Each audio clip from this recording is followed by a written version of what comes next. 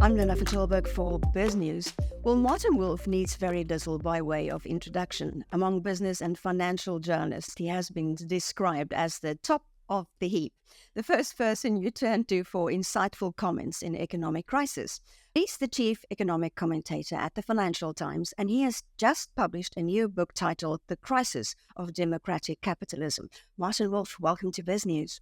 It's a pleasure to be with you. Well, South Africans have been reading your columns, and we all know you so well. So I think we should start with a little bit of an introduction.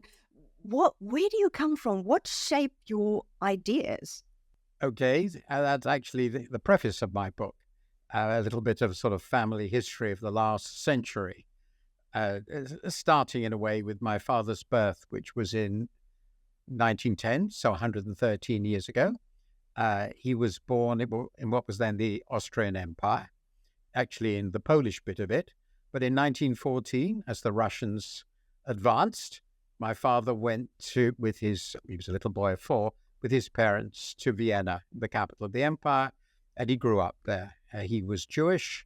He became a very classic Central European intellectual, a playwright, and so forth. And in 1937, as the Hitler was threatening to occupy Austria, the Anschluss as it was called, my father could see this coming. He left for England, and that's where he met my mother, who was a Dutch Jew, born in Amsterdam in 1918. Her father was a successful self-made businessman, a fish merchant. They moved to the coast to large fishing ports, which still exist, called Eemden. And in May 1940, when the Nazis invaded, the Dutch had about 5 days, 6 days, I can't remember exactly, before they were occupied. My grandfather got a trawler. It's an obscure story how exactly he got it. There are different stories. Got his family on the boat and came to England. And my mother moved to London, worked for the Dutch government in exile, and met my father at a party in 1942, I think, and got married in 43, and I was born in 46. Now, the crucial thing about this story is it has 2 or 3 elements of it. One, with that background, I've always taken political stability to be far from guaranteed. Nothing can be relied upon. And what happened to Europe in the early to middle of the 20th century was in 1900 completely unthinkable, or almost unthinkable. And we have to remember that. The second thing is there is almost no limit to the depravity of human beings. So, I think no limit. And in our case, the immediate families of my father and mother actually survived. My father's siblings and their parents, niece, also escaped, went to Palestine, now Israel. But all their wider families, which were very large, my grandfather on my mother's side was one of 9. They were all killed. All their children were killed in the Holocaust. So the second thing I take away from this is catastrophe is possible. And the third conclusion I reached is that for this reason, it is necessary to fight as best one can, in the way one can, for the preservation of a civilized democratic society, which we have been blessed, at least in Western Europe, to have inherited, and do everything one can to preserve it. And that's what motivated my writing this book, because I'm not as convinced as I used to be that everything's going to be fine. Well, you talk in your book, in The Crisis of Democratic Capitalism, of this marriage that seems to be failing, seems to be broken. So what is the background of it? Why is it failing? That's a complicated story, but I must boil it down. So I note something important, which is so obvious that in a way we don't notice it, that democracy, let's say a system in which the majority of the population, ideally, of course, all adults, have the vote and therefore entitled to participate in public affairs, is a very recent phenomenon. And historically, it's a very rare phenomenon. Even in the small places, relatively small places like Athens in 5th century BC, where it did happen, and even then, of course, excluding women and slaves, but it was very rare. The normal way to rule societies was through autocracies of various kinds or narrow oligarchies. And in 1800, there weren't any democracies, nothing we would regard as democracies. Over the 19th century and the 20th century, with ups and downs and complications, the idea came increasingly to be accepted that we should live in democracies. And it became a sort of universal norm. And since you're from South Africa, obviously what happened in South Africa in the 1990s is one of the great examples of acceptance of the legitimacy of this norm. Now, I argue that this is a product of the other great revolution of the early 19th century, which is the economic revolution, which we call the Industrial Revolution, which could also be the capitalist revolution. And my idea here, I'll simplify it down, is that they are related in the following respect. First of all, that was a long, slow, and difficult journey. The capitalist economy became richer, and it changed society. It created industrialization and urbanization, a demand for more educated workers, the emergence of a more organized middle and working classes. And these people all demanded a say in the political system. They wouldn't allow it to be left with the monarchs and the aristocracy as old. And then there was another very important factor that we tend to forget now. That capitalism was a sort of revolutionary creed in a certain respect. But what it basically said is your wealth, your position in society, didn't depend on who your father was. It wasn't whether your father was an earl or a duke or whatever. It depended on your own abilities and enterprise and innovation. And if you were successful at this, you could make a life for yourself. Could be as a merchant, a shopkeeper, or as a very big and successful businessman or banker. And the result is, essentially, we moved to a society in which there was no longer ascribed status. The status in society was fluid. It wasn't determined by who your parents were. And that made people say, well, if that's true in the economy, it's obvious it should be in public life too. I mean, I shouldn't accept that somebody is superior to me just because his father was a duke. We all have a right to do the best for ourselves because in some fundamental way, we're all equal. And that was reinforced by the great advance of the rule of law, which said that in principle, everybody is equal before the law. This set of ideas reinforced the legitimacy of the democratic idea. So it became both demanded and acceptable, increasingly accepted. And in the early 20th century, universal suffrage democracy was established across much of the Western world. Then we had this terrible backsliding in Europe and, of course, in Japan too, before the war. But then after the war, in the Cold War, the breakdown of empires, this became a more accepted idea. It's still very embattled. There are very few really perfect democracies anymore. It seems to be backsliding. Somebody calls it the democratic recession. But still, the norm of democracy is quite widely accepted, and I believe it would not have happened without the market revolution. And there's one final bit of evidence. It is worth noting there is no fully socialist society, one in which the means of production are fully owned by the state, which is also democratic. And I argue in my book that's inevitable, because in such a system, nobody else can really aim to obtain power, since all economic and political levers are in the hands of the government. And of course, the government will never allow itself to lose power because there's no power, influence, or even means of living which are satisfactory if you don't hold power. So socialism is just another word for the old centralized autocracies of the past. So, what's happening now? Why do you think it's backsliding? What are the signs that we can see that it's happening? Well, it's very, very clear that across large parts of the world, um, autocratic regimes have been emerging. And the second thing is that we're seeing signs of this very clearly in some of the established high-income democracies. The generic point is something like this. We have a very limited number of old-style, centralized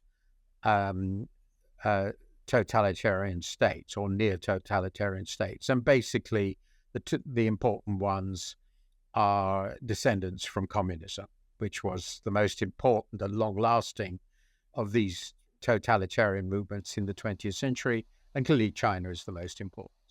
China is sui generis. It's a different sort of governing system from everything else, which is, relatively speaking, amateur. The more common, though less effective, system of government is individual autocracy. So what happens then is often nowadays somebody gets elected. It's basically always a he, is elected with the promise that he will look after his supporters. They're the only legitimate people. Nobody else counts. He will put himself forward as a sort of great leader, but it's not a fascist movement. It's more individual and personal than that.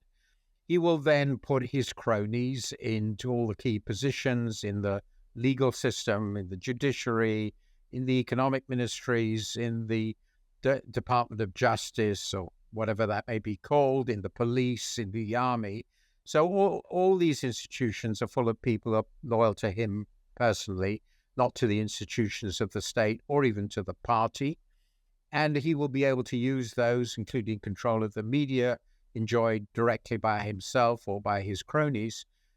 He will be able to win elections without any difficulty, and he becomes essentially a permanent ruler, personal fiefdom. Usually these systems are corrupt, not very effective, but they're quite good at buying off opposition, and they have been, you can see them in Turkey now. You saw an attempt at it, I would argue, with Mr. Zuma in South Africa.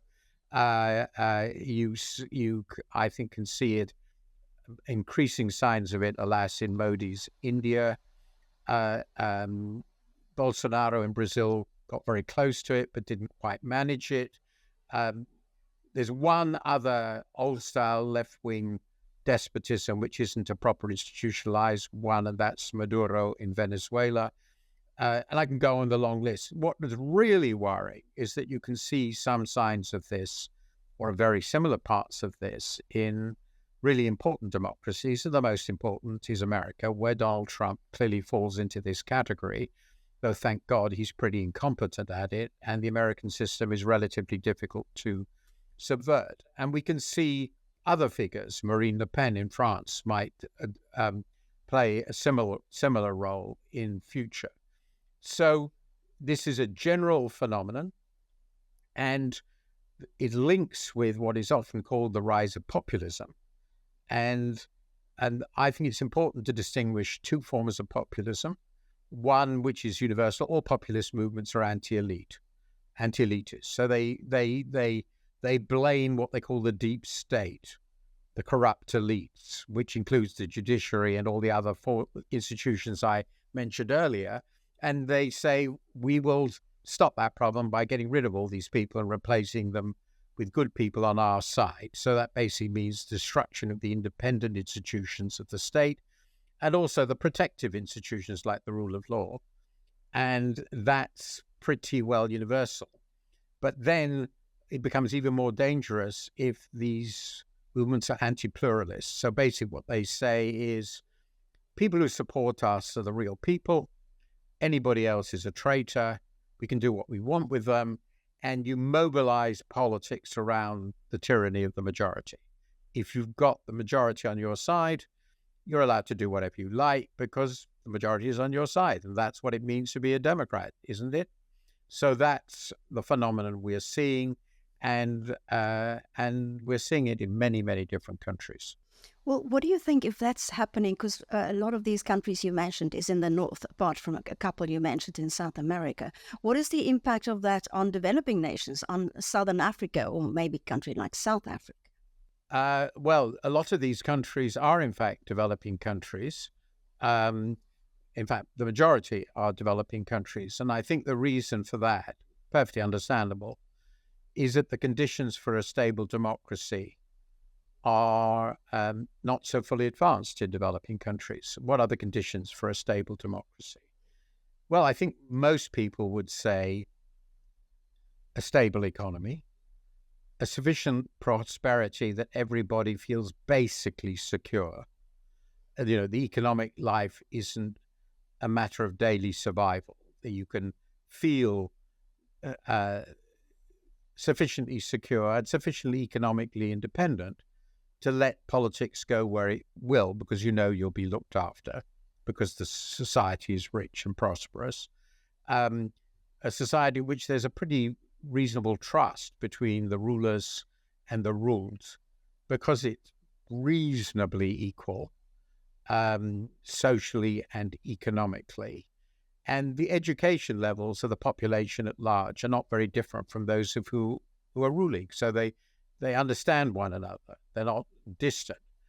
So that's why we've tended to assume that consolidated democracies, as they've been called, ones that endure for decade after decade, and where the rules of the game, above all the rules of the game that allow the opposition to operate freely without threat, that have genuinely fair elections and so forth, that sort of system is trusted by the people and in turn trusts the people.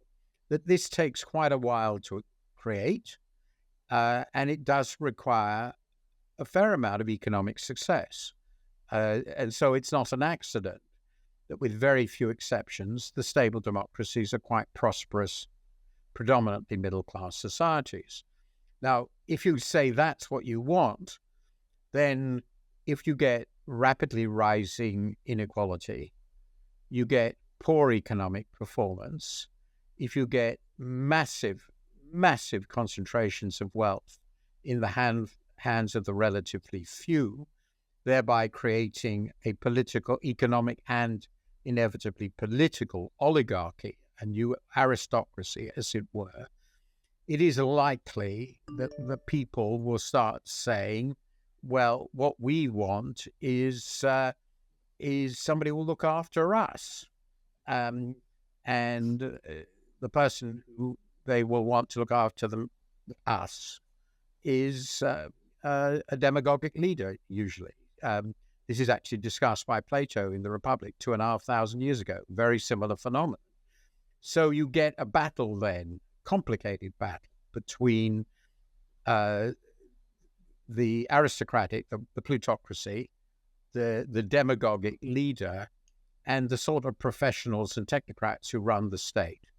And it's out of that battle that dictatorship tends to emerge. Well, listening to you, a lot of the aspects you were mentioning is South Africa at the moment. Large gap between rich and poor, economic problems, and now we even have power blackouts. I don't know. I don't want to make a prediction about South Africa, but what does it say for a country like South Africa?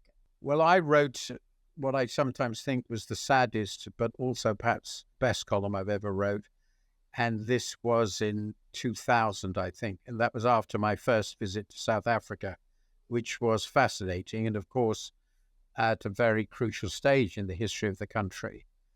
And I argued that the political achievement of the transition was extraordinary. And it's pretty obvious that Mandela was a truly extraordinary man. That's completely obvious. But the economic inheritance, and with it also the social and political inheritance, were probably the most difficult that any country had ever had in trying to establish a democracy. because in addition to being one of the two most unequal countries in the world, the other being Brazil, with an incredibly small, very wealthy oligarchy. In addition to that, of course, there were the problems that this division was racial as well as economic. And that racial division was, of course, associated with decades and decades and decades of racial repression. So the economic conditions were those of an extreme plutocracy, with the overwhelming bulk of the population having little economic resources and very poor economic prospects, terrible unemployment, all these things you know better than I do. But in addition to that, the state that had created that and the economy that had created that was in a very profound way, and for perfectly obvious reasons, illegitimate. So it seemed to me that overcoming this was a great difficulty, and the most likely development would, if the economic problem was not solved, be one in which the majority with the vote would increasingly put their trust in demagogic leaders who promised to share the wealth out from the established oligarchy among everybody. So it seemed to me that there was a terrible danger that what would happen to South Africa is what happened to Zimbabwe. That was the obvious parallel. It could, I think, be avoided, but only if a very radical pro-growth economic policy was pursued, the aim of which will be to create, as the Chinese so successfully did, but in much easier circumstances, a new economy around the old. But that new economy could not be a sort of transfer of wealth state. It had to bring in new entrepreneurs from around the world, develop and industrialize outside the chains of the existing system. And I always recognized that doing this would be very, very difficult. In the early years, policy was relatively good in terms of macroeconomics, but this sort of microeconomic gamble that Deng Xiaoping took was impossible in South Africa. So all I can say is it seems to me the conditions now haven't got better. The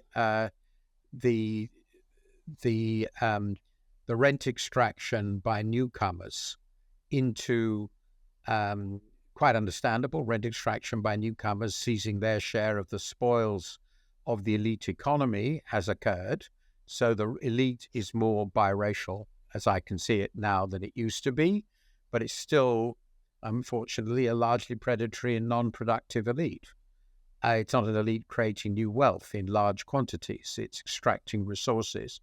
And the unemployment figures that I read, and the poverty figures that I read, and the education figures that I read are obviously scary. So it needs another extended period of heroic leadership.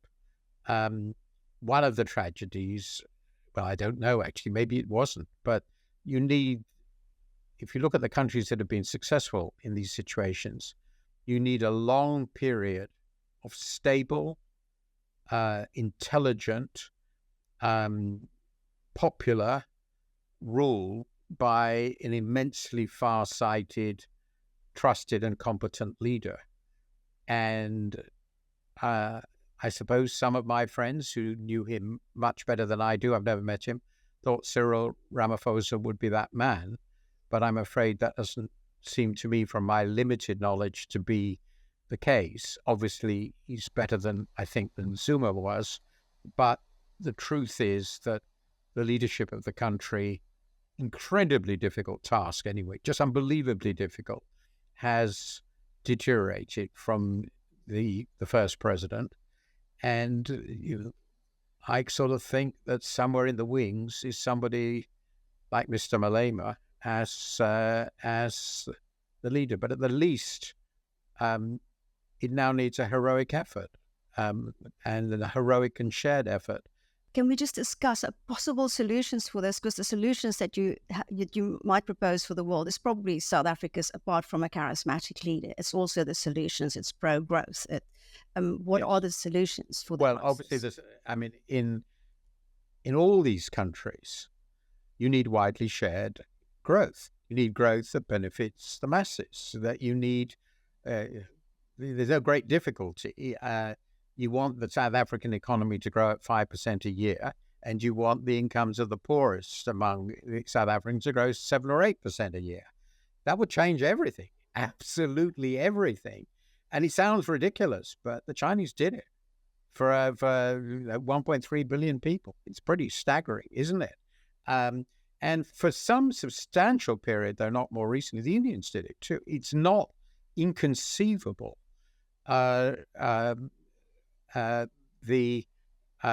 In developed countries now, that sort of growth is impossible, but it's not really needed because we're already pretty rich. So for us, a combination of redistribution of wealth plus more pro-growth policies and better social insurance policies, I think can do it, as well as tamping down the sort of identity politics we've got into. But for developing countries, if you want to solve this problem, I mean, I think we've known this since I was at the World Bank in the 70s, how I started my career. You need pro-poor growth. You need growth, economic growth that will generate jobs and opportunities and rewards for education, which will then be something people will desperately want for the great majority of the people. And above all, in a case like South Africa, you need jobs. Of course you do. That's obvious.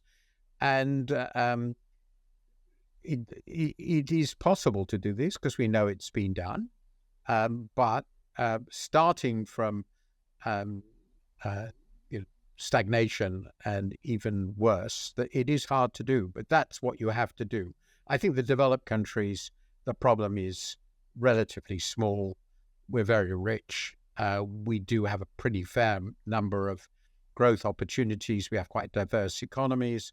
But for some of the developing and emerging countries, it's much more difficult. I am still optimistic that India can do it, that Turkey can do it. I think Brazil can do it. All these countries have substantial opportunities. Argentina even can do it, even though it constantly messes up. Chile certainly did do it for quite a long time. But it's hard to get the economics and the politics to work together. And that's, in a way, the core of my book. About half of my book is about getting the economics and the politics to work together again. And when it isn't working, it means recreating or creating a lot of institutions that function. Martin Wolf, economic commentator of the Financial Times, thank you so much for speaking to us. It's a great pleasure. I hope I've covered at least a few of your questions. Thank you.